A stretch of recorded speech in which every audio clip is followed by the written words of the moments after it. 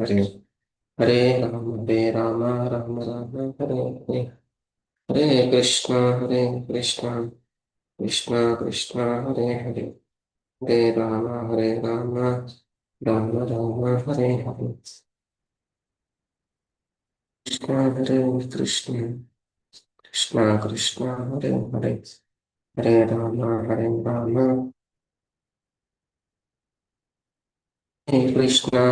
కృష్ణ కృష్ణ కృష్ణ హరే హరే హరే రామ రామ రామ హరే హరే హరే కృష్ణ కృష్ణ కృష్ణ హరే హరే హరే రామ రామ రామ హరే హరే. అందరికీ హరే కృష్ణ అండి. ఈరోజు మనము 12వ అధ్యాయం చూద్దాము.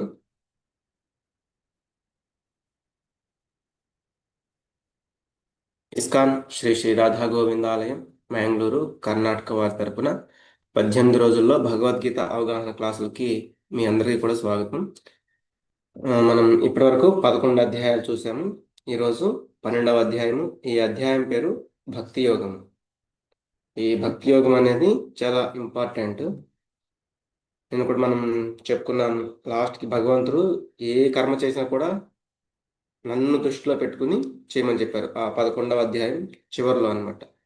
మత్కర్మ కృన్మత్పరమో మద్భక్త సంగవర్జిత నిర్వైర సర్వభూతేషు యస్ సమామేతి పాండవ. అంటే ఏ కర్మ చేసినంటే ఏది కూడా మత్కర్మ కృన్ మత్పరము అంటే నాకు అర్పిస్తూ చేయమని చెప్తున్నారు. అలాగే నిర్వైర సర్వభూతేషు అన్ని భూతాల పట్ల కూడా వైరం అనేది లేకుండా ఉండాలి, విరోధ భావం అనేది మనము కలిగి ఉండకూడదు అని చెప్తున్నారు అనమాట. అలాగే ఇంకా మనం నిన్ను చూసాము భగవంతుడు ఆ యొక్క విశ్వరూప సందర్శన యోగం అంటే విశ్వరూపాన్ని ఆయన సందర్శింపజేశారు అర్జునుడికి. ఈ ద్వాదశాధ్యాయము భక్తి యోగము. ముందుగా గురు ప్రణామాలు. ఓం అజ్ఞానతిమిరాంధస్య జ్ఞానాంజనశలాకయా చక్షురున్మిళితం యేన తస్మై శ్రీ గురవే నమః. శ్రీ చైతన్యమనోభీష్టం స్థాపితం యేన భూతలే స్వయం రూప కదా మహ్యం దదాతి స్వపదాంతికం. వందేహం శ్రీగురో శ్రీయుతపదకమలం శ్రీగురూన్ వైష్ణవాంశ శ్రీరూపం సాగ్రజాతం సహగణ రఘునాథాన్వితం తం సజీవం సాద్వైతం సావధూతం పరిజన సహితం కృష్ణ చైతన్య దేవం శ్రీరాధా కృష్ణ పాదాన్ సహగణ లలితా శ్రీ విశాఖాన్వితాంశ్చ. నమో ఓం విష్ణుపాదాయ కృష్ణ ప్రేష్టాయ భూతలే శ్రీమతే భక్తి వేదాంత స్వామితి నామినే. నమస్తే సారస్వతే దేవే గౌరవాణి ప్రచారిణే నిర్విశేష శూన్యవాది పాశ్చాత్య దేశతారిణే.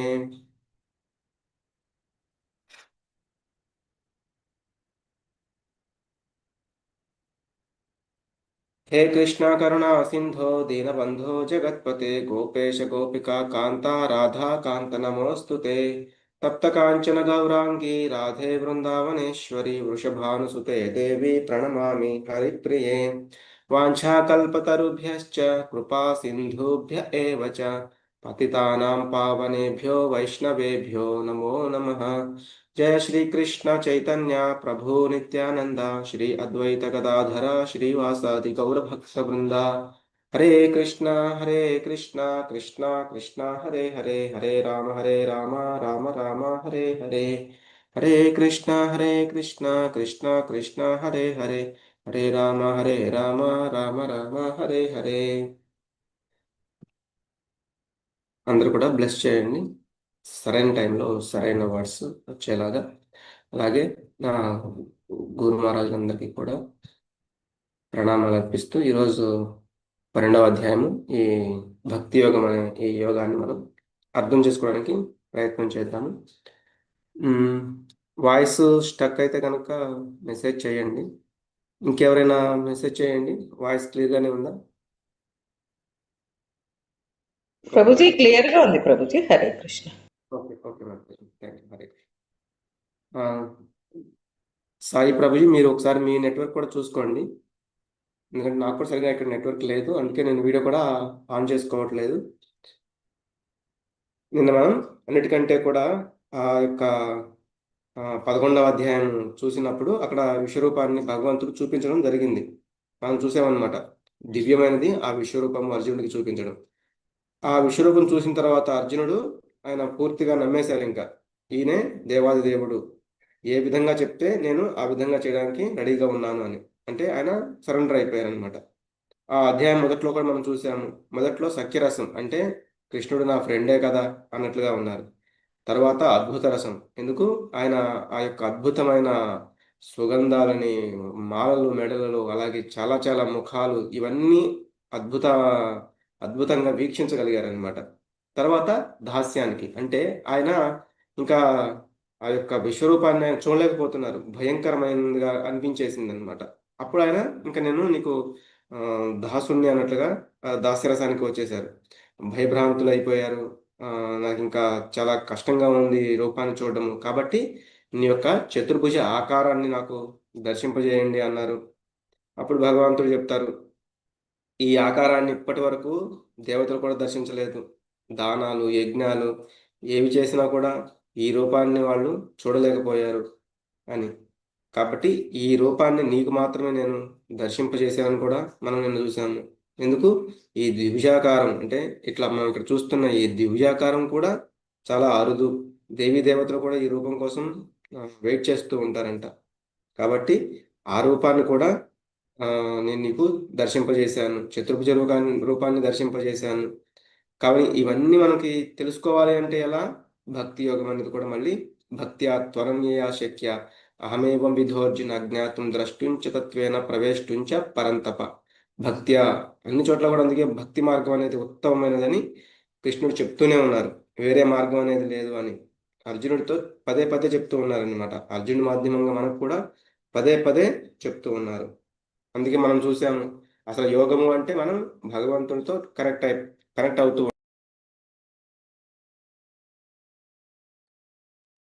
అంటే భౌతికంగా మనం కనుక చూసామంటే మనము ఎగ్జాంపుల్స్గా కూడా చెప్పుకోవచ్చు. ఇప్పుడు భౌతికంగా ఆ, కొన్ని కొన్ని జరుగుతూ ఉంటాయి. ఇప్పుడు టీనేజ్లో ఉన్న వాళ్ళు ఒక యువతితో, అంటే ఒక యువతిని గురించి ఒక యువకుడు ఆలోచిస్తూ ఉంటాడు. ఎప్పుడు కూడా ఆ, అంటే ఫస్ట్ చూడడం, తర్వాత అమ్మాయి గురించి ఆలోచిస్తూ ఉండడం, తర్వాత ఈ టైంలో ఏం చేస్తూ ఉంటుంది, ఎక్కడ ఉండి ఉంటుంది, ఇట్లా అన్నమాట. అంటే ఏదో ఒకటి తలుస్తూనే ఉంటూ ఉంటాడు. అంటే ఆ అమ్మాయి గురించి తెలుసుకోవడం మొదటి స్టేజ్, తర్వాత ఆ అమ్మాయి గురించి ఆలోచించడం రెండవ స్టేజ్, ఆ యువతలు ఆ యువతకి గిఫ్ట్స్ ఇవ్వడం కానీ ఇట్లా, తర్వాత ఆ అమ్మాయిని పరిపూర్ణంగా ఇష్టపడడం అనేది లాస్ట్ స్టేజ్ అనమాట. అలాగే మనం కూడా ఏంటి, ఎల్లప్పుడూ కూడా భగవంతుడి గురించి ఆలోచిస్తూ ఉండాలి, భగవంతుడి గురించి తెలుసుకుంటూ ఉండాలి, భగవంతుడికి మనము ప్రేమని ఇస్తూ ఉండాలి. ఇట్లా మనం కూడా భగవంతుడిని ఆ, ఈ యొక్క ప్రేమ మార్గంలో, అంటే భక్తి మార్గంలో అప్పుడు మనం చేరగలుగుతాము అని. అలాగే మనకి చెప్తూ ఉంటారు, మనం ఈ భౌతికంగా మనం చాలా మంది చెప్తూ ఉంటారు కదా, ప్రేమ ప్రేమ ప్రేమ అంటూ ఉంటారు అనమాట. కానీ యాక్చువల్గా అది ఎంత ఏంటని చెప్తూ ఉంటారంటే అది కోరిక. కానీ నిజమైన ప్రేమ అనేది ఏంటి, చాలా అరుదుగా కనిపిస్తూ ఉంటుంది భౌతిక లోకంలో. కానీ భగవంతుడితో ఉండేది ఏ చిన్నదైనా కూడా అది నిజమైన ప్రేమ అని అనబడుతుంది.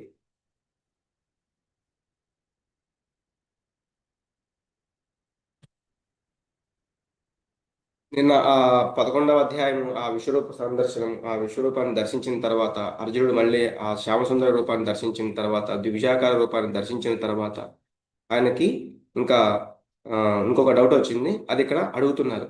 అర్జున ఉవాచ ఏవం సతతయుక్తాయే భక్తాస్త్వాం పర్యుపాసతే ఏ చాప్యక్షరం అవ్యక్తం తేషాం కే యోగ విత్తమాహ. అర్జునుడు పలికెను, ఎల్లప్పుడూ నీ భక్తియుక్త సేవ నెలకొను భక్తులు మరియు అవ్యక్తము నిరాకార బ్రహ్మమును ఆరాధించేవారు అను ఇరువురిలో ఎవరు యోగ పరిపూర్ణులుగా భావింపబడతారు. అంటే ఇక్కడ ఏం చెప్తున్నారు, ఆ అందరికి అంటే అతనికి అర్థమైంది, భగవంతుడేమో విభు, ఎందుకంటే అక్కడ విశ్వరూపాన్ని చూశారు కాబట్టి. మనమేమో అణు, అంటే చాలా చిన్నవాళ్ళము అని ఆయనకి అర్థమైంది. కానీ ఎలా తెలుసుకోవాలి అంటే నిరాకార బ్రహ్మాన్ని ఇలా, అంటే శూన్యం వైపు పయనించాలా నేను, లేకపోతే సాకార మార్గాన్ని, అంటే భగవంతుణ్ణి సాకార రూపంలో కొలుస్తూ భగవంతుని చేరుకోవాలా? అనేది అర్జునుడు యొక్క ప్రశ్న అన్నమాట. అవ్యక్తము, నిరాకారము, అలాగే ఆ, సా సాకారము, వీటిలో నాకు ఏది ఉత్తమమైనది అంటే ఈ పాటించే వాళ్ళలో వీటిని పాటించే వాళ్ళలో ఎవరు పరిపూర్ణులుగా భావింపబడతారు అని అర్జునుడు అడుగుతున్నారు. అందుకే మనకి ఇక్కడ చాలా మిక్స్డ్ భక్తి అని, డెమిగాడ్ వర్షిప్ అంటే దేవతారాధన, లేకపోతే యూనివర్సల్ ఫామ్ అంటే మనం విశ్వరూపాన్ని పూజించడం, ప్యూర్ భక్తి అనన్యమైన భక్తి, అలాగే మనము అవ్యక్తాన్ని పూజిస్తూ ఉండడం. వీటిలో ఏది ఉత్తమమైనది అంటే మనకి ఇక్కడ చెప్తున్నారు. ఫస్ట్ది ప్యూర్ భక్తి అంటే అనన్యమైన భక్తి అన్నమాట. అంటే ఇంక అందులో కల్మషము అని ఏమీ ఉండదు. తర్వాతది మిక్స్డ్ భక్తి అంటే కొంత తెలుసుకుంటాము, లేకపోతే భగవంతుడికి కొంత ఏదో చేస్తూ ఉంటాము, కొంత భక్తి అన్నమాట. ఇట్లా చేస్తూ ఉంటాము, కానీ మన కోసం అంటే సకామ కర్మలు ఇవి కూడా ఆలోచించుకుంటూ ఉంటాము. నెక్స్ట్ది విశ్వరూపాన్ని అంటే అన్ని చోట్ల కూడా భగవంతుడు ఉన్నాడు కాబట్టి అందరికీ మనం ఏదో ఒకటి ఇట్లా చేస్తూ ఉండాలి, ఇట్లా ఆలోచిస్తూ ఉండేది మూడవది అనమాట. తర్వాత దేవి దేవతలని పూజిస్తూ ఉండడం అంటే మనకు ఏవో కోరికలు ఉంటే వాటి కోసము ఏదో ఒక పూజ చేసి నాకు ఈ కోరిక తీరాలి, ఆ కోరిక తీరాలి అని మనం వేడుకుంటూ ఉండడం.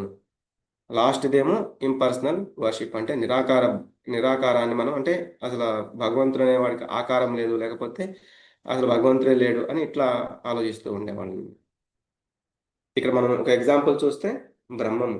బ్రహ్మము అంటే ఆ నిరాకారాన్ని ఆచరించేవాళ్ళు. అంటే జ్ఞానయోగంలో కూడా వీళ్ళకి కొంత జ్ఞానం కూడా ఉంటుంది. అలాగే అష్టాంగ యోగాన్ని కూడా ఆచరిస్తూ ఉంటారు. అంటే ఆ బ్రహ్మజ్యోతిని మీద దృష్టిని నిలపడానికి ప్రయత్నం చేస్తూ ఉంటారనమాట. నెక్స్ట్ది పరమాత్మ. పరమాత్మను తెలుసుకోవడం కోసం ప్రయత్నిస్తూ ఉంటారు. అలాగే ఈ ఈ యొక్క జ్యోతి అంటే ఇదేంటి అంటే భగవంతుని యొక్క దేహ కాంతి. మనం ఇక్కడ చూస్తే ఇదంతా కూడా భగవంతుని నుంచి వచ్చే దేహ కాంతి. ఎలా అయితే మనకు సూర్యుడి నుంచి కాంతి వస్తుంది, మనం సూర్యుడి గురించి మనకు సూర్యుడు ఉన్నాడని తెలుసు, కానీ మనం ఆ సూర్య కాంతిని చూసాము అంటే అది ఓన్లీ నిరాకారం అనమాట. అలాగే పరమాత్మ ఏంటంటే ఆత్మ గురించి తెలుసుకుని పరమాత్మ తత్వాన్ని కూడా దీన్ని చూస్తూ ఉంటారు, కానీ అష్టాంగ యోగంలోనే ఉండిపోతూ ఉంటారు. కాబట్టి దాంట్లో ఉండేవాళ్ళు అంటే పరమాత్మ గురించి ఆలోచిస్తారు, కానీ అష్టాంగ యోగంలోనే ఆగిపోవడము, దానివల్ల ఏవో ఒక శక్తుల్ని పొందడానికి మనం చెప్పుకున్నాం కదా. అష్టాంగ యోగంలో అణిమా సిద్ధి, లఘిమా సిద్ధి, గరిమా సిద్ధి, మహిమా సిద్ధి, శిత్వ సిద్ధి, వసిత్వ సిద్ధి, ఇట్లా ప్రాకామ్య సిద్ధి అని ఇట్లా ఆ యోగాల్ని పొందుతూ ఉంటారనమాట. వాటి వల్ల వాళ్ళు ఏదో పొందినట్లుగా వాటిని ఆ సిద్ధుల్ని అక్కడ ప్రదర్శించి అందరితో కొంచెం గొప్పగా పొగడబడుతూ ఉంటూ ఉంటారనమాట. తర్వాత సాకారం అంటే ఈశ్వరుని యొక్క సాకార రూప ప్రకటన అంటే ఇది భక్తి యోగంలో ఉన్న వాళ్ళు ఇది చేస్తూ ఉంటారు అనమాట.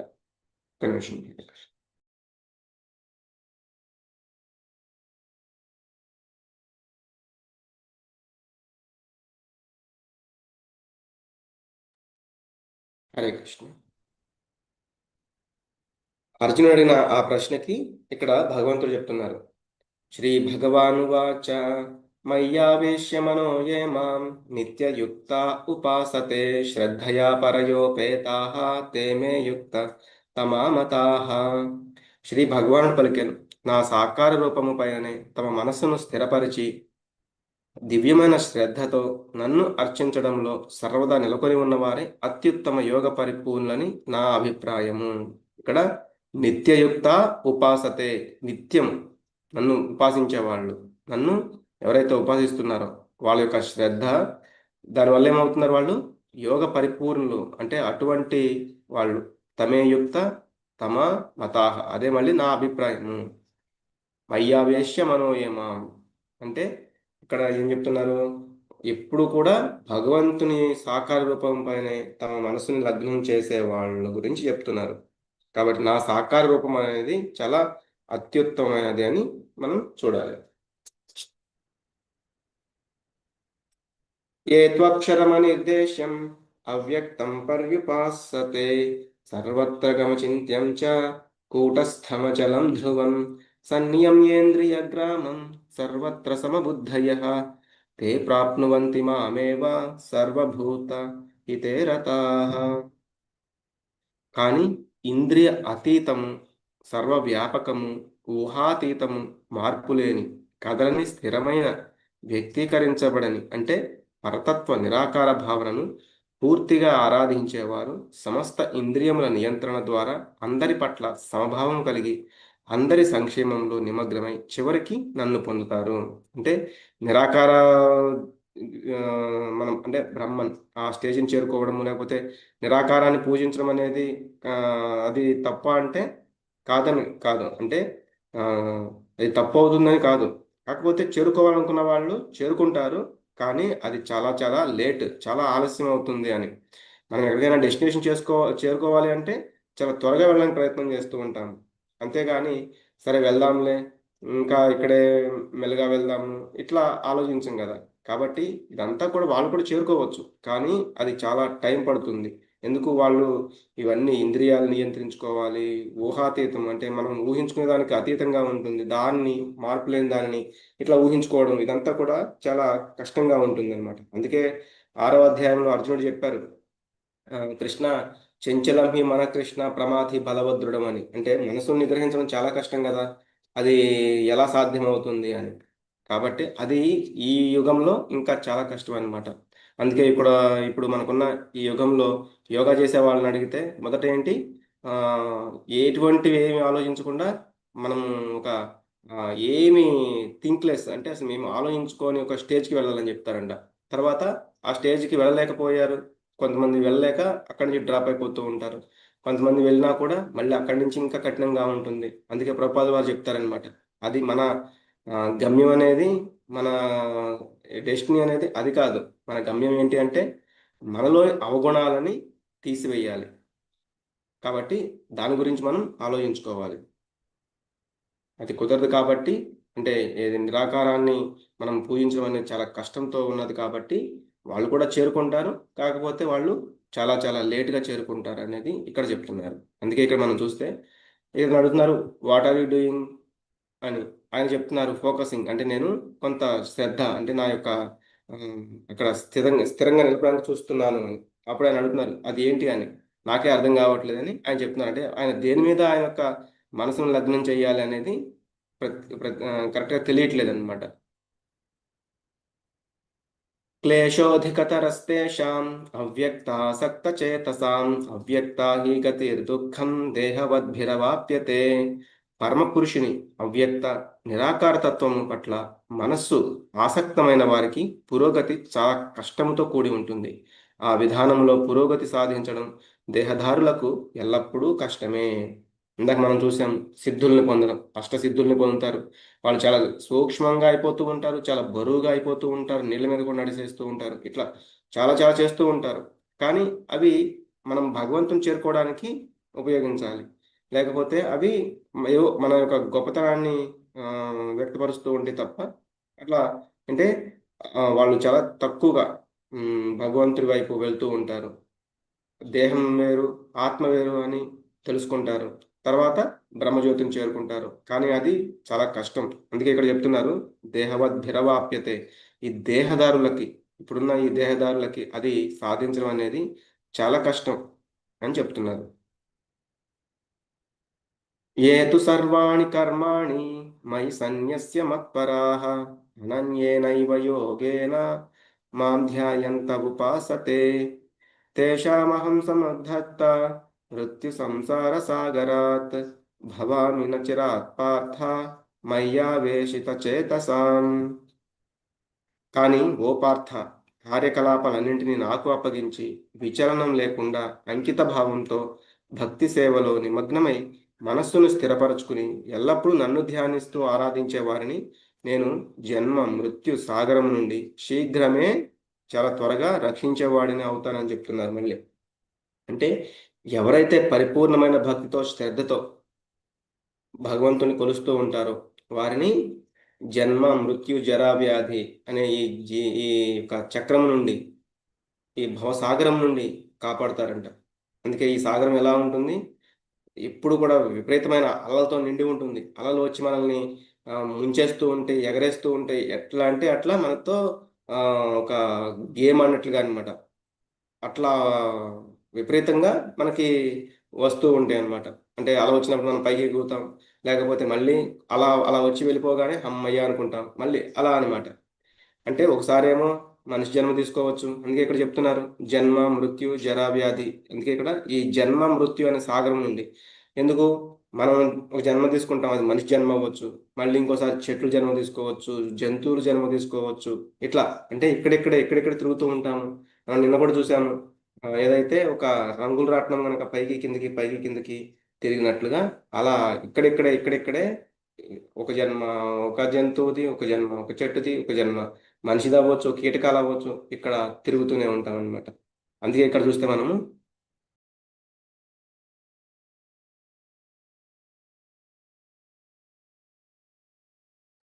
సారీ హరే కృష్ణ, ఇక్కడ మనం చూస్తే గజేంద్రుడు అనమాట. గజేంద్రుడు ఆ ముసలి ఎప్పుడైతే పట్టుకున్నాడో గట్టిగా, ఆయన ఒక 1000 సంవత్సరాల దాకా పోరాడాడు తన యొక్క శరీరాన్ని ఆ ముసలి బారి నుండి రక్షించుకోవడానికి. తన శరీరం ఓపుకున్నంత వరకు పోరాడతాడు. కానీ ఇంకా నా వల్ల కాదు అనుకున్నప్పుడు ఆయన భగవంతుని ప్రార్థిస్తారు. అప్పుడు గరుత్మంతుని మీద విష్ణు భగవానుడు స్వయంగా వచ్చి భగవానుడే ఆయన యొక్క ఆర్తిని చూసి ఆ యొక్క కష్టాన్ని తొలగిస్తాడనమాట. ఆ గజేంద్రుడు ఏంటంటే పూర్వజన్మలో ఇంద్రద్యుమ్న మహారాజు శాపం వల్ల ఇట్లా ఇక్కడ గజేంద్రుడిగా జన్మిస్తాడు.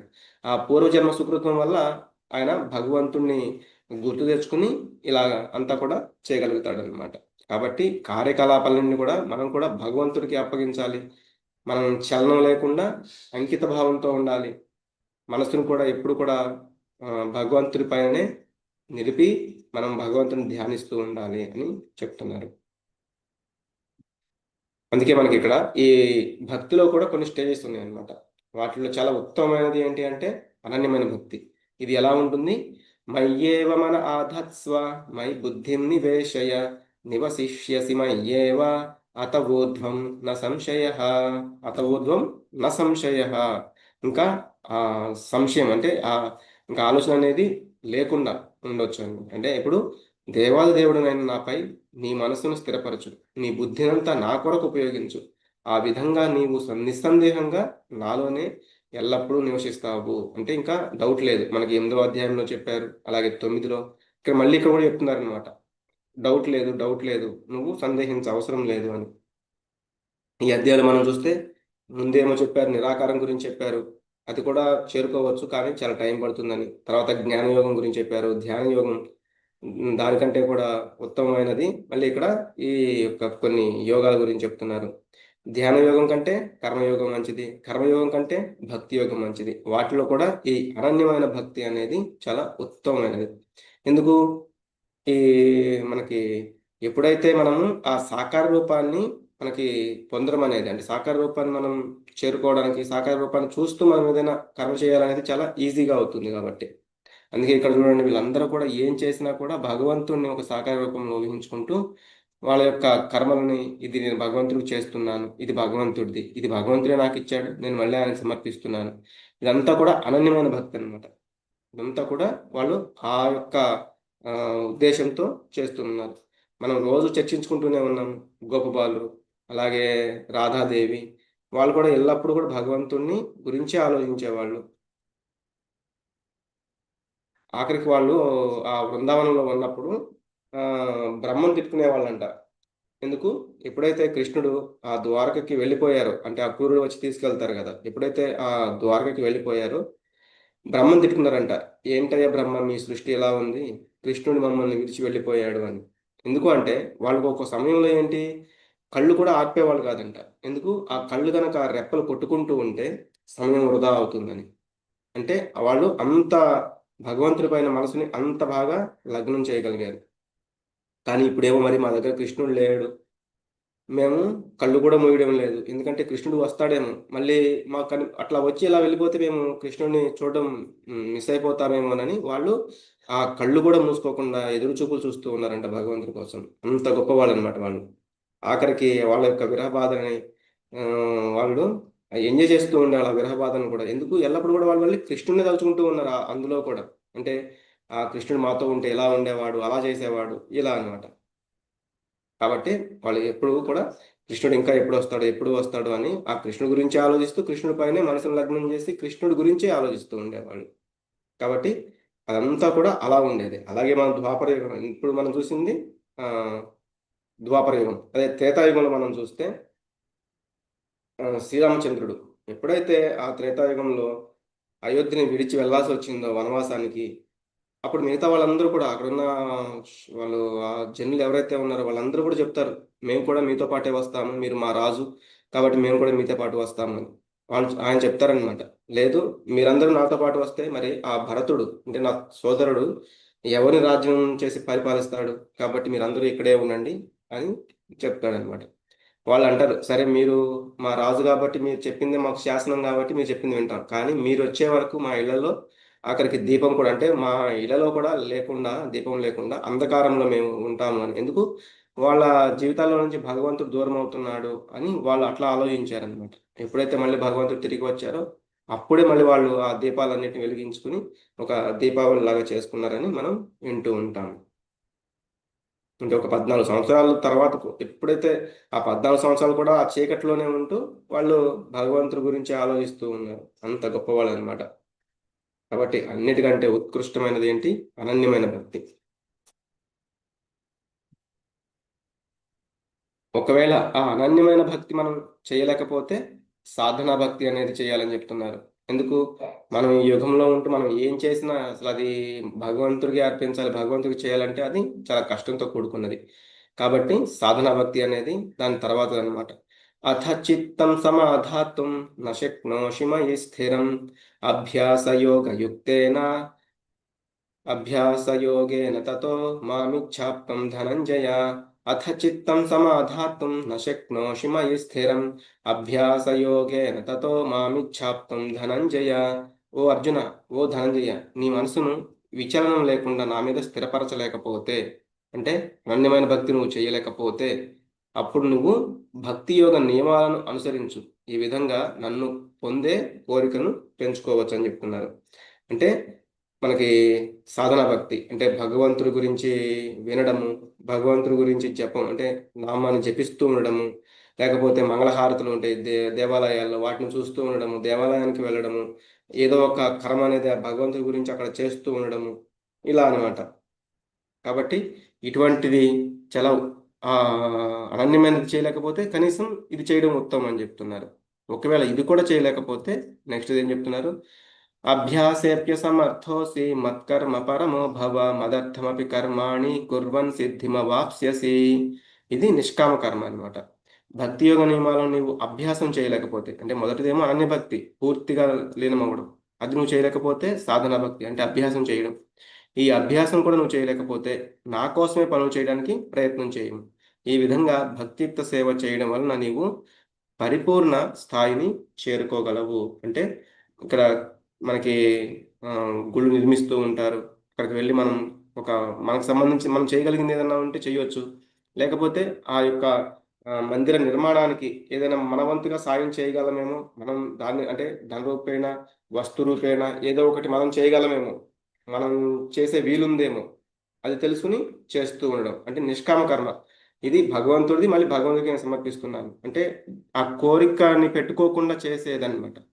ఒక రోజంతా నేను భగవంతుడి యొక్క ఈ ఆలయ నిర్మాణంలో నేను ఏదో ఒక సేవ చేసుకోవాలి, ఇట్లా అంటే మన సంపాదనలో ఆ, భగవంతుడి కార్యాలలో ఉపయోగించాలి.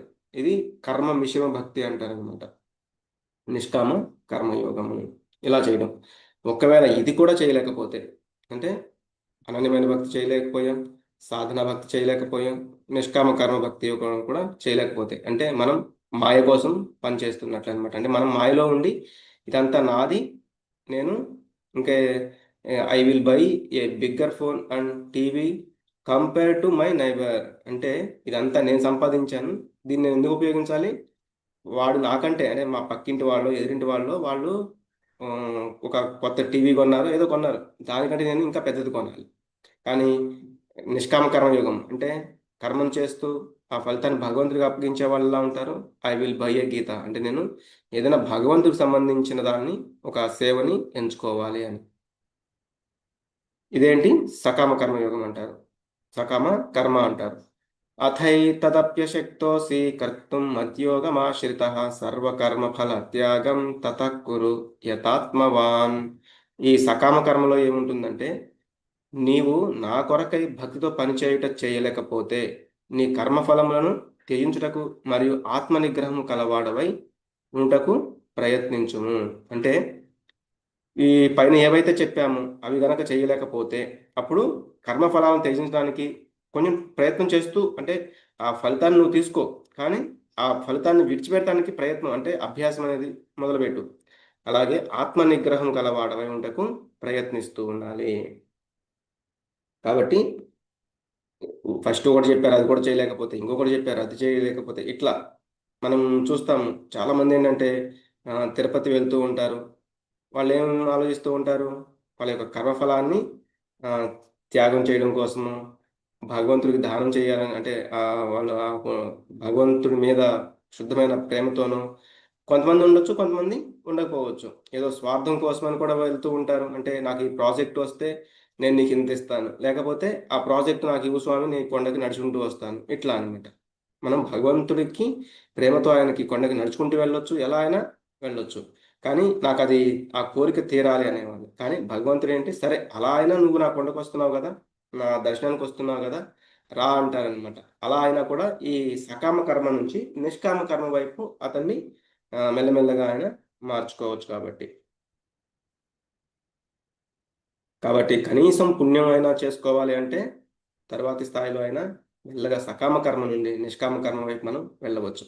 తర్వాత దాని నుంచి ఎలాగో మనం సాధన భక్తిలోకి వెళ్ళవచ్చు.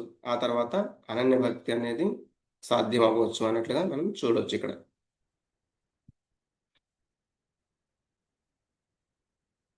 శ్రేయో హి జ్ఞానం అభ్యాసాత్ జ్ఞానాత్ ధ్యానం విశిష్యతే ధ్యానాత్ కర్మఫల త్యాగ త్యాగాత్ శాంతిరనంతరం.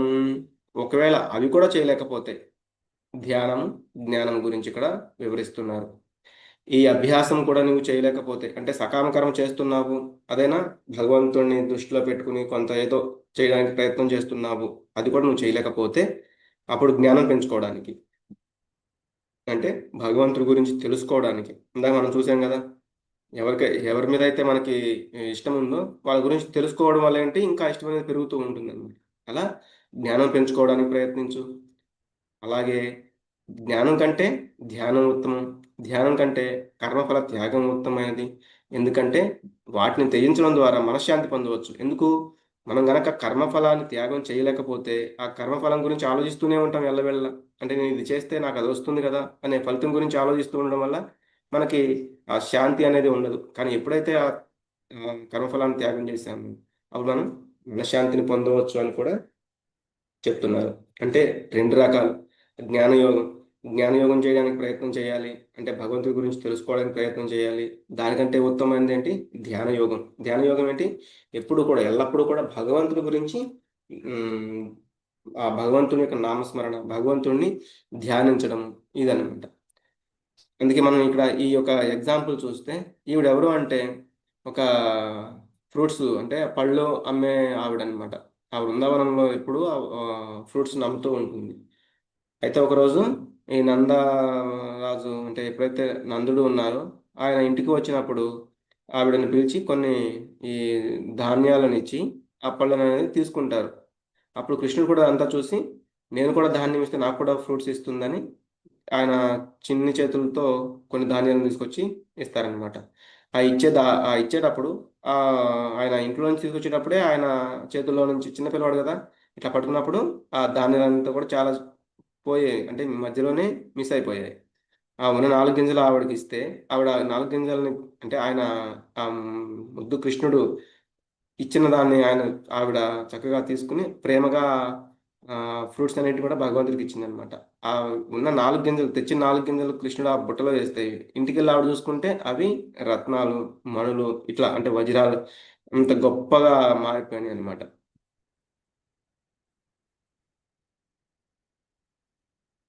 ఆమెమి ఒక ఫలితం కోసం చేయలేదు, ఆ 4 గింజల కోసం ఆవిడేమి ఆ ఫ్రూట్స్ ఇవ్వలేదు, ఆవిడ ప్రేమగా ఇచ్చిందనమాట. కాబట్టి నిష్కామ కర్మయోగంగా ఆమె అలా చేయగలిగింది. అదంతా చెప్పిన తర్వాత, అంటే ఏదంతా అంటే ఇప్పుడు మనం చూస్తూ ఉన్నాము, ఇప్పటి వరకు మనం ఆ, ఏ భక్తి అనేది ఉత్తమైనదని చూసాం. ఫస్ట్ ఏమో అనన్యమైన భక్తి అని చెప్పారు, అన్నిటికంటే ఉత్తమైనది. ఒకవేళ అది చేయలేకపోతే సాధన భక్తి, అభ్యాసం అనేది చేయమన్నారు. అది కూడా చేయలేకపోతే నిష్కామ కర్మ అనేది చేయమన్నారు, నిష్కామ కర్మయోగం. అది కూడా చేయలేకపోతే సకామ కర్మ చేయమన్నారు. అది కూడా చేయలేకపోతే ధ్యాన యోగము. అది కూడా చేయలేకపోతే జ్ఞానాన్ని సంపాదించుకోమని చెప్పారు. ఇవంతా అయిపోయిన తర్వాత ఇప్పుడు ఎవరైతే భగవంతుడికి ఇష్టమో వాళ్ళ గురించి ఈ 8 శ్లోకాలు, ఇప్పుడు రాబోయే 8 శ్లోకాల్లో చెప్తున్నారు. అద్వేష్ట సర్వభూతానాం మైత్ర కరుణ ఏవచ నిర్మమో నిరహంకార సమదుఃఖ సుఖ క్షమీ సంతుష్ట సతతం యోగి యతాత్మా దృఢ నిశ్చయ మయ్యర్పితమనో బుద్ధి యో మద్భక్త సమే ప్రియ. అన్ని జీవుల పట్ల దయగల స్నేహితుడే గాని అసూయపడని వాడు, తనను యజమానిగా భావించని వాడు. అందుకే ఇక్కడ మనకి ఇస్కాన్లో చెప్తారనమాట, ఎవ్వరు ఆ, వారిని వారుగా యజమానిగా భావించరు. అందుకే ఎదుటి వాళ్ళని ప్రభు ప్రభు అని పిలుస్తారు. అంటే నేను దాసుని, మీరు ప్రభువు అని. కాబట్టి అట్లా తనని యజమానిగా భావించని వాడు, అన్ని జీవుల పట్లగా ఆ, దయ కలిగి ఉంటారనమాట. ఎవరిని కూడా ఇబ్బంది పెట్టాలంటే, ఏ జీవిని కూడా హింసించాలని వాళ్ళు ఆలోచించరు. అలాగే ఇతరుల పట్ల అసూయ అనేది ఉండకూడదు. మనకు 9వ అధ్యాయంలో చూసాము, అసూయ లేనివాడు నాకు చాలా ఇష్టం అని చెప్పారు భగవంతుడు. అలాగే మిథ్యాహంకారం లేనివాడు, అంటే ఇదంతా నా వల్లే జరుగుతుంది అని అనుకోనివాడు, ఎల్లప్పుడూ సంతృప్తికరంగా, అంటే కష్టం వచ్చినా ఇది భగవంతుని యొక్క ప్రసాదమే, నష్టం వచ్చినా, లాభం వచ్చినా, ఆనందం వచ్చినా అంతా భగవంతుడిదే అని వాళ్ళు అలా ఆలోచించేవాడు. స్వీయ నియంత్రణ ఉన్నవాడు, అంటే కంప్లీట్గా కంట్రోల్లో ఉండగలిగేవాడు. దృఢ నిశ్చయంతో భక్తి సేవలో నెలకొనివాడు, తన మనస్సును బుద్ధిని నాపైనే స్థిరపరిచిన వాడు ఆయన నా భక్తుడు, నాక నాకు చాలా ప్రియమైన వాడు. అంటే ఎవరిని కూడా అసూయ, ఎవరి పట్ల అసూయ ఉండకూడదు. కానీ మనం చూసాం, శిశుపాలుడు ఎప్పుడు అసూయ పడుతూ ఉండేవాడు, కృష్ణుని చూసి ద్వేషించుతూ ఉండేవాడు. అలాగే పౌండ్రికుడు, అతను ఎల్లవేళ మనకేంటంటే కృష్ణులాగానే వేషధారణ చేసుకుని నేనే కృష్ణుడు అంటూ ఉంటాడు. అలాగే ఎవరైతే అసూయ పడకుండా ఉంటారో, ప్రతి జీవుల్ని సమానంగా చూస్తూ ఉంటారో, అందరినీ ఇష్టపడుతూ ఉంటారో, అటువంటి వాళ్ళని భగవంతుడు ఇష్టపడుతుంటారు అని ఇక్కడ చూస్తున్నాం.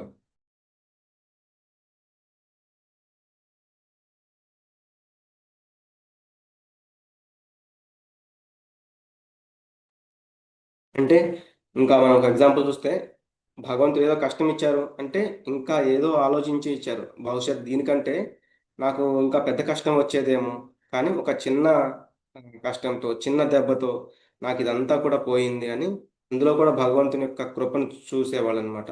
ఏది వచ్చినా కూడా తృప్తి చెందేవాళ్ళు అనమాట. ఎందుకు అంటే భగవంతుడు మనల్ని, ఆయనకి ఎప్పుడు ఏది ఎలా ఇవ్వాలో ఆయనకి పూర్తిగా తెలుసు. అందుకే మనం ఒక ఎగ్జాంపుల్ చూడొచ్చు. ఈ స్టోరీ మీరు ఇంతకు ముందు ఎప్పుడైనా విన్నారేమో, మళ్ళీ ఇంకొకసారి చూద్దాము. ఏంటి అంటే ఆ బృందావనంలోని ఒక టెంపుల్లో ఆ, ఒక స్వీపర్, అంటే ఒక ఆ, మందిరాన్ని శుభ్రం చేసే అతను ఉండేవాడు అనమాట. ఆయనకి జాలి వేస్తుందంట. ఎందుకు, భగవంతుడు ఎప్పుడూ కూడా నుంచుని అలాగే ఉంటూ భక్తులకు దర్శనం ఇస్తూ ఉన్నాడు అని ఆయన బాధపడుతూ ఉండేవాడు. ఎందుకు, ఈయన కొంచెం సేపు అన్నా ఆ మందిరాన్ని ఆ, ఊడ్చేసి లేకపోతే తుడిచేసి కాసేపు రెస్ట్ తీసుకుంటూ ఉన్నాడు, కానీ భగవంతుడికి మాత్రం రెస్ట్ ఉండట్లేదు అని. అప్పుడు ఆయన భగవంతుడితో చెప్పారంట, స్వామి, మీ బాధ నేను చూడలేకపోతున్నాను, మీరు కాసేపు రెస్ట్ తీసుకోండి అని.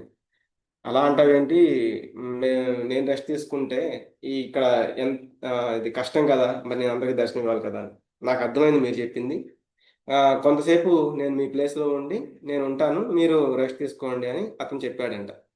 భగవంతుడు చెప్పారు, పర్లేదు అని. లేదు లేదు స్వామి, నేను మీ కష్టాన్ని చూడలేకపోతున్నాను, మీరు అలాగే నుంచుని ఉంటున్నారు ఎల్లవేళ, కాబట్టి మీరు పర్లేదు, వెళ్ళండి వెళ్ళండి అంటే, సరే, నేను ఒక కండిషన్, నేను రెస్ట్ తీసుకుంటాను, కానీ ఒక కండిషన్ ఏంటి అంటే, నువ్వు ఏం జరిగినా సరే సైలెంట్గానే ఉండు, ఏమి మాట్లాడొద్దు, నేను ఎలా ఉంటున్నానో అలాగే ఉండు అని. ఆయన, ఓ అంతేనా, సరే, నాకు అంత అవసరం వస్తుంది, నేను చూసుకుంటాను అని చెప్తారు. సరే అని ఆ, అందరూ దర్శనానికి వస్తూ ఉన్నారు, వెళ్తూ ఉన్నారు. ఈయన అట్లాగే నుంచుని ఉన్నారు అనమాట. ఒకసారి ఏమైందంటే కొంతసేపటికి ఒక ధనికుడు, బాగా డబ్బున్న పర్సన్ వచ్చాడు. అక్కడ ఆ హుండీలో కొంత ధనం వేసి ఆ పర్స్ అనేది ఆ హుండీ పక్కన అక్కడే మర్చిపోయి దర్శనం చేసుకుని వెళ్ళిపోయాడు. తర్వాత ఒక పర్సన్ వచ్చాడు. అతను ఏంటంటే కొన్ని కష్టాల్లో ఉన్నాడు. అంటే కూతురి పెళ్ళాను, లేకపోతే ఏదో బెదరికంలో ఉన్నాడు, సరిగ్గా తినడానికి తినలేదు, ఏదో సంథింగ్ ఇబ్బందులు పడుతూ ఉన్నాడు అనమాట. ఆయన భగవంతుడికి దర్శనం చేసుకున్నాడు. బాగా బాధపడుతూ చెప్తున్నాడు, నా కష్టాలు చాలా ఉన్నాయి, నన్ను నువ్వు కొంచెం ఈ బేదరికం నుంచి బయటపడే ఇట్లా వేడుకున్నాడు అనమాట. కళ్ళు తెరిచి చూసేసరికి ఆ ధనవంతుడి యొక్క పర్స్ అక్కడ కనిపించింది. ఓకే, ఇది భగవంతుడి యొక్క ప్రసాదంగా నాకు ఇచ్చాడని ఆయన అది తీసుకుని వెళ్ళిపోయాడు. కొంతసేపటికి ఆ, ఈ యొక్క ధనికుడు ఎవరైతే ఉన్నారో అతను చూసుకున్నాడు, అరే నా పర్స్ మిస్ అయింది, ఆ, ఇక్కడ మిస్ అయిపోయిందని ఆయన పోలీస్ స్టేషన్ అంటే అక్కడ చూశాడు, దొరకలేదు. పోలీస్ స్టేషన్లో అంటే అక్కడ పోలీసులు ఉంటారు కదా, వాళ్ళు కంప్లైంట్ ఇచ్చాడు, వాళ్ళు చూశారు, అక్కడ లేదనమాట. ఈలోపు ఇంకొక పర్సన్ వచ్చాడు, అతను దర్శనం చేసుకున్నాడు, అక్కడ నుంచుని ఉన్నాడు అనమాట. అంటే ఒక మూల కూర్చుని ఆయన ఏదో ఒక ఉమ్, నామాన్ని చేయడం ఏదో చేస్తూ ఉన్నాడు భగవంతుని యొక్క ధ్యానంలో. వీళ్ళందరూ చూసారు, అక్కడ ఎవరు లేరు. అది చూస్తే అతను ఒక్కడే ఉన్నాడు. ఆ దాన్ని కూడా అన్నాడు, ఇతనే నా పర్సు తీసుకుని ఉంటాడు అని. వీళ్ళు అన్నారు, అతని దగ్గర మొత్తం వెతికాము ఏమీ లేదు అని. లేదు, అతనే తీసుకుని ఉంటాడు అంటే సరే అని ఆయన్ని పట్టుకుని వెళ్ళబోతూ ఉంటారు. ఆ, నేను తీయలేదని అతను చెప్తూ ఉంటాడు, ఇది నా దగ్గర లేదు, నేను తీసుకోలేదు అని. అప్పుడు ఆయన అంటారనమాట భగవంతుని, నువ్వైనా చెప్పబోయే నా దగ్గర లేదు అని, నేను తీసుకోలేదు అని, ఇక్కడ నేను తీసుకోపోయినా నేనే తీసుకున్నాను అంటున్నారు అని. సరే అని ఆ భగవంతుని యొక్క అక్కడ ఆయన ఉన్నారు కదా, స్వీపర్ ఎవరైతే ఉన్నారో అతను ఇంకా ఇదంతా చూడలేక ఆయన మాట్లాడేశారు, అతను కాదు తీసుకున్నది, ఫలానా ఆ బీదవాడు ఉన్నారు కదా, అతని దగ్గర ఉంది, అతను తీసుకెళ్ళాడు, ఇతని తప్పేం లేదు అని. సరే అని పోలీసులు ఇతన్ని వదిలిపెట్టేశారు. అతని దగ్గరికి వెళ్ళారు, అతను పట్టుకుని ఆ, అతని యొక్క పర్స్ ఏదైతే ఉందో ఆ ధనికుడికి ఇచ్చేశారనమాట. సరే కాసేపటి తర్వాత భగవంతుడు తిరిగి వచ్చారు. తర్వాత స్వీపర్ని అడిగారు అనమాట, అంతా ఓకేనా అని. ఏం చెప్పారు, అంతా ఓకే, నేను ఉండగా ఇంకా ప్రాబ్లమ్స్ ఏముంటాయి అని. సరే అని సరే ఇంకా ఓకే అని చెప్పినప్పుడు ఆయన చెప్తారనమాట, ఇలా జరిగింది, నేను ఈరోజు ఈ మంచి పని చేశాను, మీరైతే మాట్లాడకుండా ఉండేవాళ్ళు, నేను మాట్లాడి ఇదంతా సెట్ చేశాను అని. అప్పుడు భగవంతుడు అంటారనమాట, అయ్యో నీకు ఏమి తెలియదు, అది అలాగే జరగాలి, ఇదంతా నా ప్రణాళిక, కాబట్టి నువ్వు అంతా కూడా దాన్ని చెడగొట్టేసావు, అంటే స్పాయిల్ చేసావు. ఎందుకు అంటే ఆ ధనవంతుడు ఎవరైతే ఉన్నాడో అతను ఇప్పటి వరకు కూడా ఏ దాన ధర్మాలకు కానీ ఎటువంటి దైవ కార్యక్రమాలకు కానీ ఆయన యొక్క డబ్బుని ఏటికి కూడా ఉపయోగించలేదు. ఎంతసేపు డబ్బు అనేది సంపాదిస్తూనే వచ్చాడు. ఇలా అయినా అతని యొక్క డబ్బు ఆ బీదవాడికి నా ద్వారా వెళ్తుందన్నమాట. అతనికి ఆ ఆ బీదరికం పోతుంది, అతని ఆ, కుమార్తె వివాహం ఏదో ఉంది, దానికి ఇట్లా సెట్ అయిపోతుంది ఏదో అని నేను సెట్ చేశాను. అలాగే ఆ మూడోవాడు ఎవరైతే ఉన్నారో అతను ఒక నావికుడు. ఆ నావికుడు ఏంటి, ఈరోజు అతను సముద్రంలోకి వెళ్తే ఆ అల ధాటికి ఆ యొక్క పడవ అనేది విరిగిపోతుంది, అతను మృత్యుని పొందుతాడు. కాబట్టి అతని ఈ యొక్క పోలీసులు పట్టుకెళ్ళి ఈరోజు జైల్లో వేస్తే అతను దాని నుంచి తప్పించుకుంటాడు. వీళ్ళు నన్ను వేడుకున్నారనమాట, వీళ్ళు ముగ్గురు వచ్చి, వీళ్ళని నేను అలా చేశాను, కానీ నువ్వు ఇదంతా కూడా మార్చేశావు అని. కాబట్టి అట్లా భగవంతుడు ఏంటి, మనకు ఒక్కొక్కసారి మనకు అనిపిస్తూ ఉండొచ్చు, ఇదేదో భగవంతుడు నాకు అన్ని కష్టాలే ఇచ్చేస్తున్నాడు, దీనివల్ల నేను చాలా ఇబ్బందులు పడుతున్నాను అని. కానీ ఇంకొకసారి ఆ కష్టాలు ఏంటి అంటే మనల్ని ఇంకా ముందుకు తీసుకువెళ్ళడానికి, మనలోని ఆ దృఢత్వాన్ని ఇంకా పెంచడానికి ఇట్లా కూడా అవుతూ ఉండొచ్చు. లేకపోతే భగవంతుని యొక్క కృప, ఇదంతా కూడా మనం అలా అర్థం చేసుకోవచ్చు. యస్మాన్నో ద్విజతే లోకో లోకాన్నో ద్విజతే చయః హర్షామర్షభయోద్వేగైః ముక్తో యస్స చ మే ప్రియః. ఏ ఒక్కరికి బాధ పెట్టని వాడు, ఎవరి చేత ఉద్వేగమునకు గురి కానివాడు, సుఖాల్లో బాధల్లో ఒకేలాగే ఉంటూ భయము ఆందోళన రహితంగా ఉన్నటువంటి నా భక్తులు నాకు చాలా ప్రియమైన వారు, అన్నిటిలో సమానంగా ఉండేవాళ్ళు. మనం 2వ అధ్యాయంలోనే చూసాము, భగవంతుడు చెప్పారు, మాత్రా స్పర్శాస్తు కౌంతేయ శీతోష్ణ సుఖ దుఃఖదాహ ఆగం ఆపాయనో అనిత్యాహ తాం స్థితిక్షస్వ భారత. అవి వస్తూ ఉంటాయి, పోతూ ఉంటాయి, ఎలా మనకి చలికాలము ఎండాకాలం వచ్చినట్లుగా. కానీ వాటిని మనం ఓర్చుకోవడం నేర్చుకోవాలి, అంటే చాలా దృఢంగా భగవంతుని మీద విశ్వాసం కలిగి ఉండాలి. అందుకే ఇక్కడ శివుణ్ణి మనం చూస్తే ఎప్పుడైతే ఆ క్షీరసాగర మదనం జరిగిందో అప్పుడు అమృతంతో పాటుగా విషం కూడా వచ్చింది. దాన్ని ఎవరు తీసుకోవడానికి ముందు వాళ్ళు భయపడిపోయారు. అప్పుడు శివుణ్ణి వేడుకుంటే ఆయన తీసుకున్నారు, అంటే ఆయన గరళంలో ఆయన కంఠంలో దాన్ని నిలిపారు. అందుకే ఆ మెడంతా కూడా నల్లగా, అంటే ఆ నీల రంగంలోకి అందుకే మారిపోయింది. అందుకే ఆయన నీలకంఠుడు అని కూడా అంటారు. ఇట్లా అలాగే ప్రభుపాదుల వారు, ఆయన అమెరికాలో చాలా కష్టాలు పడ్డారు. తినడానికి తిండి కూడా లేదు, వసతి లేదు, ఉండడానికి కూడా ఎక్కడ సరిగా వసతి లేదు, దేశం కాని దేశం. కానీ అంతా భగవంతుడే చూసుకుంటారని ప్రయాణం సాగించారు. ఆయనకి వెళ్ళేటప్పుడు ఒక 2 టైమ్స్ హార్ట్ అటాక్ కూడా వచ్చిందంట జలదూత ఆ యొక్క షిప్లో. కానీ ఆయన వేటికి కూడా భయపడలేదు. ఇదంతా భగవంతుని యొక్క కృప అనుకుంటూనే ముందుకు సాగారనమాట. అనపేక్ష శుచిర్దక్ష ఉదాసీనో గతవ్యతః సర్వారంభ పరిత్యాగి యో మద్భక్త సమే ప్రియ. సాధారణ కార్యకలాపాలను ఆశ్రయించని వాడు, పవిత్రుడు, దక్షత గలవాడు, ఉదాసీనుడు, కలతలు లేకుండా మరియు అన్ని వ్యవహారములలో స్వార్థచింతన లేకుండా ఉన్నటువంటి నా భక్తుడు నాకు చాలా ప్రియమైన వాడు. అంటే ఏదో చేస్తున్నాము, ఈరోజు తిన్నామా, తెల్లారిందా, ఇటువంటివి కాదనమాట. అంటే సాధారణ కార్యకలాపాల గురించి ఆలోచించిన వాడు, పవిత్రుడు, చాలా పవిత్రంగా ఉండేవాడు, దక్షత కలవాడు, ఉదాసీనుడు అంటే కష్టాలు వచ్చినా నష్టాలు వచ్చినా కలతలు లేకుండా ఉండేవాడు, ఏది ఉన్నా కూడా స్వార్థ చింతన అనేది లేనివాడు. అటువంటి నా ప్రియమైన భక్తుడు నాకు చాలా ప్రియమైన వాడు. యో న దృశ్యతి న ద్వేష్టి న శోచతి న కాంక్షతి శుభాశుభ పరిత్యాగి భక్తిమాన్యః సమే ప్రియ. ఎవరైతే లౌకిక సుఖాల పట్ల ఆనందించకుండా, ప్రాపంచిక కష్టాల పట్ల బాధపడకుండా, నష్టం జరిగినా బాధపడినవాడు, లాభం కోసం పాకులాడినవాడు, శుభ అశుభ పనుల రెండింటినీ త్యజించేవాడు, భక్తితో నిండి ఉన్న నా వాడు నాకు చాలా ప్రియమైన వాడు. అందుకే మనం చూస్తాం ప్రహ్లాదుడిని. ఆయన ఎప్పుడు కూడా ఎన్ని శిక్షలు విధించినా కూడా ఆయన ఏమి చెల్లించలేదు. ఎన్ని కష్టాలు వచ్చినా ఇదంతా నేను ఇంత భగవంతుడి కోసం ఇంత చేస్తున్నాను కదా, మరి ఎందుకు నాకు ఇన్ని కష్టాలు వచ్చినాయి అని ఆయన ఎప్పుడూ ఆలోచించలేదు. అలాగే ఇన్ని కష్టాలు పెడుతున్నారు కదా అని చెప్పి హిరణ్యకశిపుడి మీద ద్వేషం పెంచుకోలేదు. ఇది నాకు శుభమా అశుభమా, లేకపోతే ఇది నాకు లాభమా నష్టమా, ఇటువంటివి ఏమీ ఆలోచించలేదు. అంతా కూడా భగవంతుని కృపే అనుకున్నారు. ఎప్పుడు కూడా భగవంతుని యొక్క నామాన్ని వదిలిపెట్టలేదు. అట్లా ఎవరైతే ఉన్నారో అటువంటి వాడు నాకు చాలా ప్రియమైన వారు అని చెప్తున్నారు. సమశత్రౌ చ మిత్రే చ తథా మానాపమానయోః శీతోష్ణ సుఖ దుఃఖేషు సమసంగ వివర్జితః తుల్య నిందాస్తుతిర్మౌని సంతుష్టో येन కేనచిత్ నికేత స్థిరమతిః భక్తిమాన్ మే ప్రియో నరః. శత్రుమిత్రులతో సమభావనతో ఉండువాడు, గౌరవం అగౌరవం, వేడి చలి, ఆనందం బాధ, కీర్తి అపకీర్తి, అటువంటి వాటి పట్ల సంభావన కలవాడు, ఎల్లప్పుడూ చెడు సహవాసం నుండి దూరంగా ఉండేవాడు, ఎల్లప్పుడూ మౌనంగా ఉండేవాడు, దేంతోనైనా సంతృప్తి చెందేవాడు, ఎవరిని పట్టించుకోనివాడు, జ్ఞానంలో స్థిరపడిన మరియు భక్తి సేవలో నిమగ్నమైన మనుజుడు నాకు చాలా ప్రియమైన వాడు. ఇక్కడ మనం అంబరీషుని చూడొచ్చు. ఇంతకుముందే అంబరీషుని యొక్క స్టోరీ మనం చూసాము. దూర్వాసముని అతను పెద్ద ముని, కానీ మనకి ఆయన శాపాలు ఇవ్వడంలో కూడా చాలా ఫేమస్ అని చెప్తూ ఉంటారు కదా.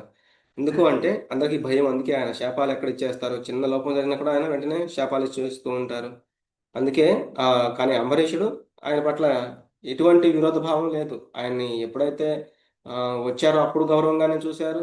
ఆయన పట్ల ఎంత క్రూరంగా వ్యవహరించినా మళ్ళీ అగౌరవపరచలేదు, మళ్ళీ అదే గౌరవంతో ఆయన పట్ల ఉన్నారు. అట్లాగే ఈ యొక్క ఆనందమైన బాధ అయిన అన్నిటి పట్ల కూడా ఎవరైతే ఇట్లా ప్రియంగా అంటే చాలా ఆ, ఆనందంగా ఉండగలుగుతారో, ఎన్ని కష్టాలు వచ్చినా కూడా భౌతికంగా రావచ్చు, లేకపోతే ఆ, వాళ్ళకి ఏదైనా ఒక విషమ పరిస్థితి రావచ్చు, ఎప్పుడు కూడా భగవంతుని యొక్క శరణాగతిని వీడని వారు, ఇటువంటి వాళ్ళు నాకు చాలా ఇష్టం అని ఇక్కడ చెప్తున్నారు. ఏతు ధర్మ్యామృతమిదం యథోక్తం పర్యుపాసతే శ్రద్ధధానా మత్పరమా భక్తాస్తేతీవ మే ప్రియాః. భక్తి యోగము అను ఈ అమృత మార్గమును అనుసరించుచు నన్నే పరమ లక్ష్యముగా చేసుకుని పూర్తిగా భక్తులు నెలకొని ఉండేవారు నాకు అత్యంత ప్రియమైన వారు. అంటే ఇక్కడ ఏం చెప్తున్నారు, ఎవరైతే శ్రద్ధగా మత్పరమ నాకే అన్ని అర్పిస్తూ, అంటే మత్పరమ నన్నే ఆ, రమిస్తూ నాలోనే రమిస్తూ ఉండేవాళ్ళు, భక్తాస్తే తీవం మే ప్రియాహ, అటువంటి భక్తులు నాకు చాలా ఇష్టమని చెప్తున్నారు. ధర్మ్యా అమృతం ఇదం, అటువంటి ధర్మ మార్గాన్ని అనుసరించిన వాళ్ళు నాకు చాలా ఇష్టమైన వాళ్ళని కూడా చెప్తున్నారు. ఎప్పుడైతే సుధామ మనం చూస్తాము, ఆయన యొక్క భార్య కృష్ణుడు ఒక మహారాజుగా ఉన్నారు, మీరు ద్వారకకి వెళ్ళి ఆయన ఏమైనా సహాయం అడిగి తీసుకురండి అంటే ఆయన ఆల్రెడీ భగవంతుడు అని తెలుసు, అలాగే ఆయన ఎల్లప్పుడూ కూడా భగవంతుని స్మరణలోనే ఉంటూ ఉంటారంట. అంటే ఎక్కడో ఉన్నా కూడా ఆయన భగవంతుని మర్చిపోలేదు. చిన్నప్పుడు స్నేహితుడిగా, అలాగే భగవంతుడిగా ఇవన్నీ కూడా ఆయనకి తెలుసు. అలాగే భార్య చెప్పింది కదా అని ఆయన ఏవో కోరికలు పెట్టుకుని రాలేదు. అలా ఆయన ఒకసారి భగవంతుని దర్శించవచ్చు అని ఆయన బయలుదేరి వచ్చారంట. ఆ వచ్చే దారిలో కూడా ఆయన చాలా అంటే సరిగా కట్టుకోవడానికి ఇంట్లో పిల్లలకి కానీ భార్యకి కానీ సరిగా బట్టలు కూడా లేకపోతే ఉన్న ఏవో క్లాత్స్ కూడా సరిచేసి, అంటే ఆయనకి ఒంటి మీద ఏమీ లేవని అట్లా ఇచ్చి పంపిస్తారనమాట. ఏదో చిరిగిపోయిన బట్టలు కట్టుకుని ఉన్నారని కొంచెం సెట్ చేసి పంపిస్తారనమాట. ఆయన ఎలాగో చేరుకుని నేను వచ్చాను అంటే సుధామ వచ్చాను అని చెప్పమని చెప్తే అక్కడ ద్వారపాలకులకి వాళ్ళు ఎప్పుడైతే వెళ్ళి చెప్పారో కృష్ణ భగవానుడు సరిగా కిరీటం ఉందా లేదా, ఉత్తరీయం ఉందా లేదా, లేకపోతే కాళ్ళకి పాదరక్షలు ఉన్నాయా లేవా, ఇవన్నీ ఏం చూసుకోకుండా నా సుధాముడు వచ్చాడా అని పరిగెత్తుకుంటూ వెళ్ళి, అంటే నా భక్తుడు నన్ను చూడడానికి వచ్చాడని పరిగెత్తుకుంటూ వెళ్ళి ఆయన్ని ఆలింగనం చేసుకుని అక్కడి నుంచి తీసుకువచ్చి అక్కడ సింహాసనం మీద, అంటే సింహాసనం అంటే ఆయన ఒక ఏదైతే మందిరం ఉంటుందో సింహాసనంలో కాదనమాట, ఆయన ఒక విశ్రాంతి మందిరం ఏదైతే ఉంటుందో అక్కడికి తీసుకువచ్చి ఆయనకి సేవలు చేసి, ఒక బ్రాహ్మణుడికి మనం ఎలా అయితే సేవలు చేయాలో అలా సేవలు చేసి, ఒక అతిథి మన ఇంటికి వస్తే ఎలా సేవలు చేయాలో అలా సేవలు చేసి ఆయనకి ఆ, ఒక స్నేహితుడిగా చేస్తారనమాట. అన్ని చేసిన తర్వాత మళ్ళీ నా కోసం ఏమైనా తెచ్చావా అని ఆయన ఏవైతే ఈ అటుకులు అవి బాగలేవని దాచిపెడుతూ ఉన్నారో అవన్నీ కూడా అట్లా తీసుకుని ఒక్కొక్క చేత్తో ఒక్కొక్క గుప్పిడిలా తీసుకుంటూ ఉంటే ఫస్ట్ గుప్పుడు తీసుకునేసరికి ఆయనకి అక్కడ ఒక రాజమందిరాలు చాలా చాలా అమరిపోతూ ఉన్నాయి అనమాట ఆయన ఇంటి దగ్గర, సుధామ ఇంటి దగ్గర. మళ్ళీ రెండో గుప్పుడు తీసుకునేసరికి ఆయనకి అష్టైశ్వర్యాలు ఇవన్నీ కూడా వచ్చేసాయి అనమాట. మళ్ళీ మూడో గుప్పుడు తీసుకుపోతూ ఉంటే వాళ్ళ యొక్క రాణులు ఆపుతారు. అంటే ఇంకా మీరే దాసోహం అయిపోతారు భక్తుడికి, ఇంకా మాకు అది చాలా ఇబ్బంది కలుగుతుంది అని వాళ్ళు ఆపుతారనమాట. కాబట్టి అంత ఎప్పుడైతే ఇలా శుద్ధ భక్తులు అనే వాళ్ళు ఉంటారో వాళ్ళకి భగవంతుడు అర్పితమైపోతూ ఉంటారంట. ఎందుకు అంటే అటువంటి వాళ్ళు భగవంతుడికి అత్యంత ప్రియమైన వాళ్ళు అని. అలాగే ఎవరైతే మనం ఇంతకుముందు చూసాం, ఒక ఏదైనా మనం పాపాలు చేసి ఉన్నాం కానీ ఎప్పుడైతే భగవంతుని శరణాగతి పొందామో వాళ్ళను కూడా ఆయన ఆ, కాపాడుకుంటూ ఉంటారు. ఉదాహరణకి ఒక బిల్వమంగ ఠాకూర్ ఆయన పేరు చెప్తారు. ఆయన ఏంటంటే పూర్వజన్మలో ఆయన ఒక గొప్ప భక్తుడు, కాకపోతే ఆ భక్తి పరిపూర్ణం కానందువల్ల మళ్ళీ జన్మ తీసుకుంటారు. ఒక బ్రాహ్మణ కుటుంబంలో, ధనవంతుల కుటుంబంలోనే పుడతారు ఆయన. కానీ ఒక చింతామణి అనే వేశ్య అంటే ఆయనకి ఇష్టం ఉండడం వల్ల ఆ వేషతో తిరుగుతూ ఆ సాంగత్యంలో ఉంటూ మద్యం అలవాటు అయిపోతుంది. ఇదంతా ఇంకంటే చెడిపోతారనమాట. కానీ ఇంటి దగ్గర ఎప్పుడైతే తండ్రి ఆ దేహం విడిచేశారో ఆ ఆ రోజే ఆ శ్రాద్ధం ఇటువంటివన్నీ ఉంటాయి కదా, అవి పెట్టిన తర్వాత కూడా అక్కడికి వెళ్ళాలి, ఆ వేష దగ్గరికి వెళ్ళాలి అని. ఇక్కడ అయిపోయిందో లేదో ఆ నదులు దాటుకుంటూ, అంటే ఆ నదిలో కూడా వెళ్తూ ఉన్నప్పుడు అంటే విపరీతమైన వర్షం వస్తూ ఉంటుందంట. కానీ అప్పుడు కూడా ఆ అక్కడికి వెళ్ళడానికి అని ఏదో ఒక పాము కనపడి, పాము కాదు ఏదో ఒక శవం కనపడితే దాన్ని పట్టుకుని ఆ నది దాటి, అంటే ఒక నది దాటాల్సి వస్తే ఆ నది దాటి ఆ పక్కకి వెళ్ళి, ఇంకా ఈయన రాడు అని ఆమె ఎప్పుడైతే ఆ ఇంటికి ఇంకా తలుపులు వేసేసి గేట్ వేసేసి వెళ్ళి ఇంట్లో ఉండిపోయిందో, ఈయన ఆ టైంలో కూడా ఒక పెద్ద ప్రహరీ గోడ ఉంటే దాన్ని దాటడానికి, దాన్ని ఎక్కి దిగడానికి ఏదో పాము అక్కడ వేలాడుతూ ఉంటే దాన్ని పట్టుకుని గట్టిగా దాని సహాయంతో ఆ గోడ దూకి లోపలికి వెళ్ళి, అంటే వెళ్ళేసరికి ఆయన అవతారం ఎలా ఉంది అంటే మొత్తం విపరీతమైన, అంటే ఆ ఒళ్ళంతా చీరుకుపోయి, లేకపోతే ఇష్టం వచ్చిన, అంటే ఎట్లా అంటే అంత దుర్వాసన వచ్చేలా అట్లా ఉన్నాడు అనమాట ఆయన. అప్పుడు ఆవిడ అడుగుతుంది ఏంటి మీరు ఈ టైంలో కూడా ఇలా వచ్చారు అని. ఆయన చెప్తాడు నేను నీకోసమే వచ్చాను అని. మీరు ఎంత ఇంత ఇలా ఇంత ఎలా ఉండగలుగుతున్నారు, ఇంత అవసరం ఏముంది, ఆ, ఇదే శ్రద్ధను గనక నా మీద కాకుండా భగవంతుని మీద గనక పెట్టుంటే మీరు ఎంత గొప్ప భక్తులు అయ్యేవాళ్ళు అని ఒక్క మాట అనేస్తుంది అనమాట ఆయన. నిజమే కదా, మరి నేను ఇది ఎలా సాధించాలి అంటే నేను బృందావనం అనే ధామానికి వెళ్ళగలిగితే భగవంతుడి గురించి తెలుసుకోవచ్చు, చూడొచ్చు అన్నట్లుగా ఆయన అక్కడి నుంచి బయలుదేరుతారు బృందావనం వెళ్ళడానికి. ఎప్పుడైతే వెళ్తూ ఉంటారో ఆ రోజుల్లో ఏంటి, ఇట్లా ఖాళీ బాటన వెళ్ళే వాళ్ళకి ఆ, అతిథులుగా పిలిచి అతిథి సత్కారాలు చేసి వాళ్ళని ఆనందింపజేస్తూ ఉండేవాళ్ళు అనమాట గృహస్థులు.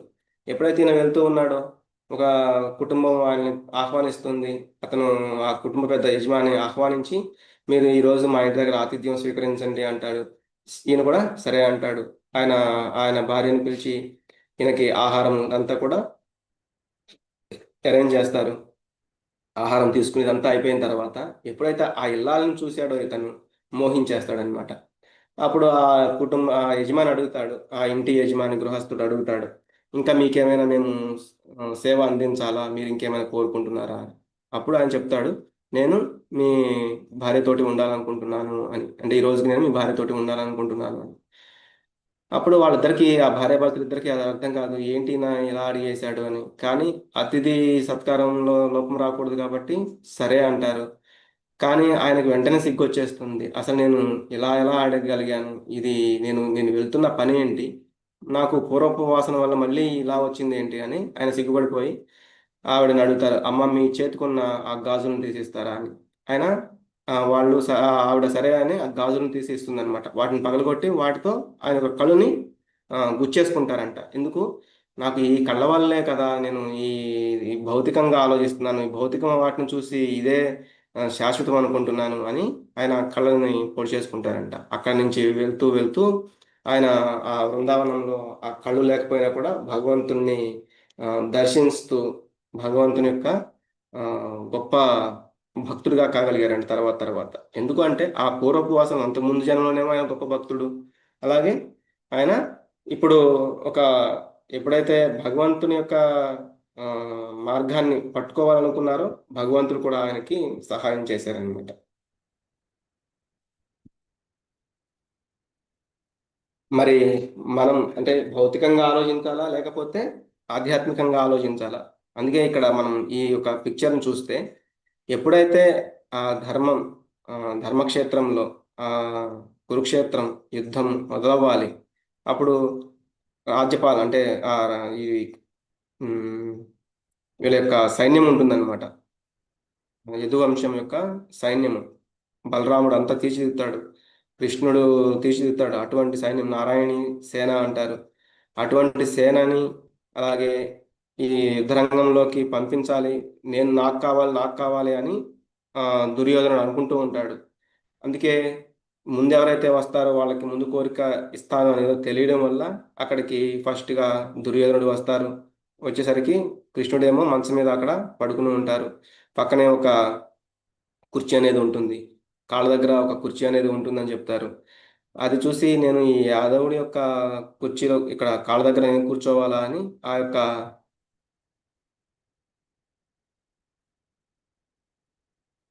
ఒక్క నిమిషం.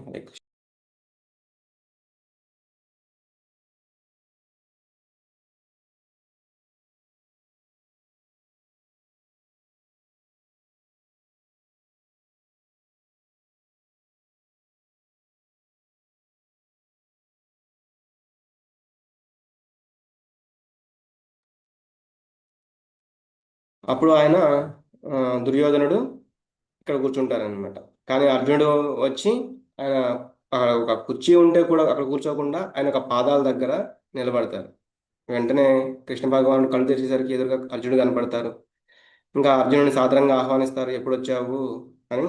అలాగే తర్వాత దుర్యోధనుడు అంటారు, నేను కూడా ఆయన అర్జునుడి కంటే ముందే వచ్చాను, నువ్వు నన్ను చూడకుండా అర్జునుడిని పలకరిస్తున్నావు అని కోపం వస్తుంది.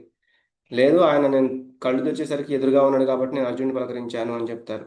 సరే పర్లేదు, నేను ఆ, చిన్నవాడు నీకంటే, అలాగే నేను ముందు అర్జునుడిని చూశాను కాబట్టి ముందు అర్జునుడిని కోరుకొనివ్వండి, నేను యుద్ధం చెయ్యను, అస్త్రం పట్టను, నేను ఒకవైపు, నా నారాయణీ సేన మొత్తం ఒకవైపు అని చెప్తారు.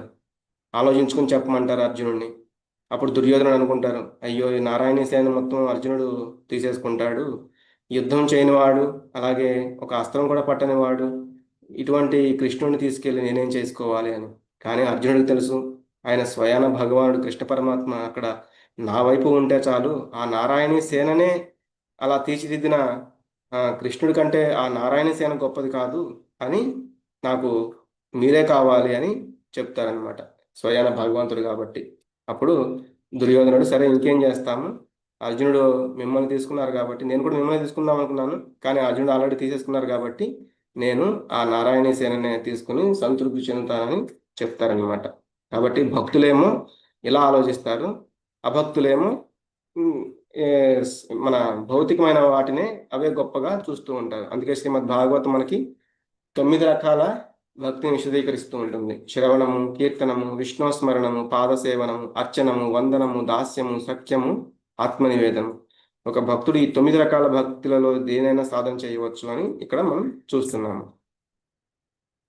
మీరందరూ కూడా అన్మ్యూట్ చేసుకుని ఈ మంత్రాన్ని జపించవచ్చు.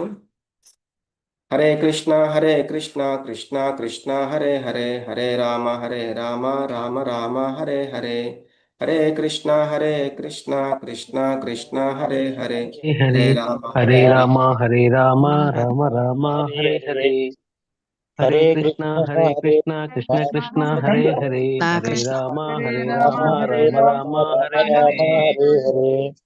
హరే కృష్ణ కృష్ణ హరే కృష్ణ కృష్ణ కృష్ణ హరే హరే, హరే రామ రామ హరే. అందరికీ ధన్యవాదాలు. వాంఛాకల్పతరుభ్యశ్చ కృపా సింధుభ్య ఏవ చ పతితానాం పావనేభ్యో వైష్ణవేభ్యో నమో నమః. అనంతకోటి వైష్ణవ వృంద్ की जय. नमाचार्य श्री हरदास ठाकुर की जय. श्रीमद् भगवद गीता भागवत ग्रंथाल की जय. श्री प्रपात की जय. हरे कृष्ण महामंतान की जय.